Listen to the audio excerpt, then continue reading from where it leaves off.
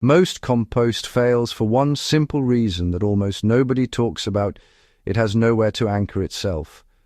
Gardeners pile organic matter together, wait patiently, and wonder why the result smells sour, dries out too fast, or turns into lifeless mush instead of stable black gold. I've seen this mistake play out in backyard beds, raised boxes, and even carefully controlled hydro systems. When compost fails, the consequences show up as nutrient spikes, weak root growth, fungal swings, and soil that looks rich but feeds poorly. The fix isn't more turning, more additives, or more products. It's adding a burnt layer beneath your compost so biology has something permanent to lock onto. Most compost collapses because it never stabilizes. Fresh compost is biologically aggressive. That's a good thing at first, but without a stable carbon structure underneath it, that energy burns itself out. In garden beds, this shows up as nitrogen flushes early in the season, followed by stalled growth mid-season. In raised beds, it looks like soil that shrinks, crusts, and loses moisture retention year after year. In hydroponic or semi-hydro systems using compost teas or vermicast extracts, it shows up as wildly inconsistent nutrient availability. Compost without a stabilizing base decomposes all the way instead of transforming into soil. This is why forest soil doesn't behave like garden compost. Forest floors always sit on a carbon-rich, partially burnt, partially decomposed layer created by fire, decay, and time.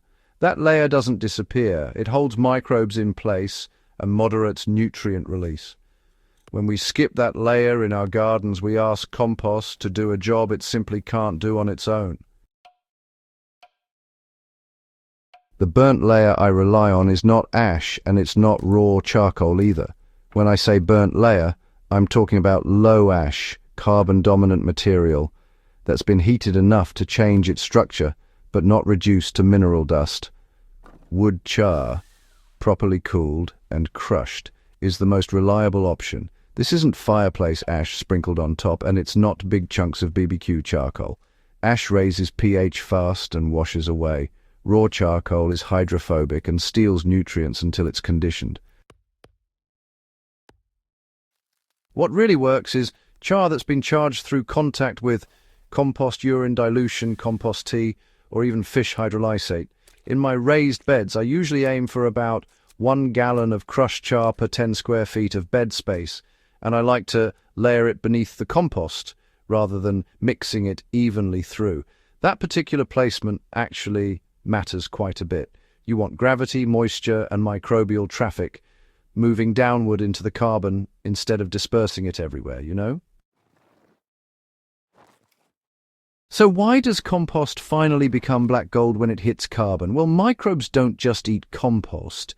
They build colonies, exchange nutrients, and create these stable aggregates.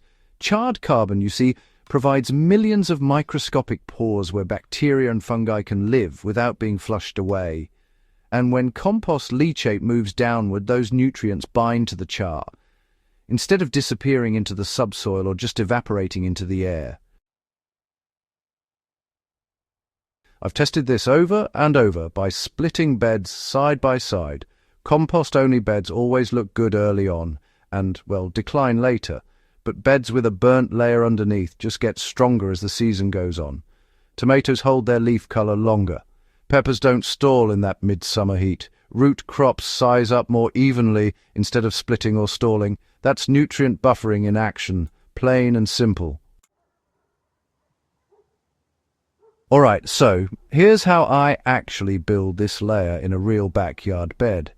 In a typical raised bed that's about 8 inches deep, I always leave the bottom inch reserved for carbon. I spread crushed pre-charged char evenly across the base at roughly 1/4 inch thick. Then I lay down compost at 2 to 3 inches thick, followed by regular soil or, aged mulch. I don't mix aggressively. Water does the mixing for me over time. Charging the char doesn't require anything fancy, honestly. If I'm using compost tea, I just soak the char overnight in a diluted brew. that's no stronger than what I'd water my plants with, but if I'm short on time, I'll mix 1 part fresh urine to 10 parts water and soak the char for about 12 hours before rinsing it lightly. By the time it goes into the bed, it smells earthy, not sharp or unpleasant. So, why does this matter even more in raised beds than it does in ground soil? Well, raised beds fail faster because, frankly, they lose material faster. Drainage is aggressive, microbial washout is constant, and let's be honest, gardeners tend to top dress pretty heavily. Without a burnt layer, raised beds just become compost bins instead of proper soil systems.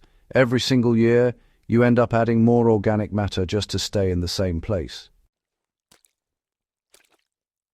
Once that carbon layer is installed, the bed stops shrinking. Moisture retention improves without waterlogging, and nutrients stop spiking and crashing. I've rebuilt failing raised beds simply by scraping out the top 4 inches, installing char at the base, and returning the same compost right back on top. Within 1 season, plant response changes completely. Even hydro and semi-hydro systems benefit from this principle. Pure hydro systems don't use soil, but biology still matters. In systems using cocoa, vermiculite, or living reservoirs, carbon buffering changes everything.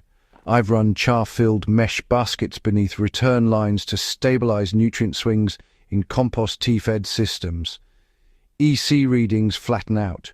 Root tips stay white longer. Biofilms form where you want them, not where you don't. The lesson is the same across systems. Biology needs a home. Compost is food, not housing. You know, there's some common advice out there that will quietly sabotages your compost. Turning compost constantly, for example, breaks fungal networks before they have a chance to mature, and mixing compost deep into the soil actually dilutes its effect rather than stabilizing it where it's needed. Adding ash directly to compost too raises salts and pH, but doesn't add any real structure. Now, these practices aren't exactly wrong on their own, but honestly, they sort of miss the bigger picture. Compost needs a partnership with carbon, really, to become soil. I'm opinionated about this because I've seen too many gardeners blame compost quality when actually the real problem is compost placement. You don't fix a foundation by adding more furniture. This is why older soils improved every year. Before bagged fertilizer and constant disturbance, soils accumulated carbon layers slowly and permanently. Fire scars, charcoal, and partially burnt debris were normal parts of the landscape. Those layers didn't feed plants directly, they made feeding efficient. When you add a burnt layer beneath compost, you're restoring that missing step. You're not chasing nutrients anymore, you're building a system that holds them. If you've been making compost for years and still feel like your soil never quite arrives, this is likely what's missing. Compost becomes black gold when it has something stable to become part of. Add the burnt layer once and everything you add afterward works harder for you. If this kind of practical, field-tested gardening knowledge matters to you, subscribe to Gentle Herb Gardening and share this with someone who's still fighting their soil instead of building it. Better food starts with better foundations, and this is one of the most overlooked ones there is.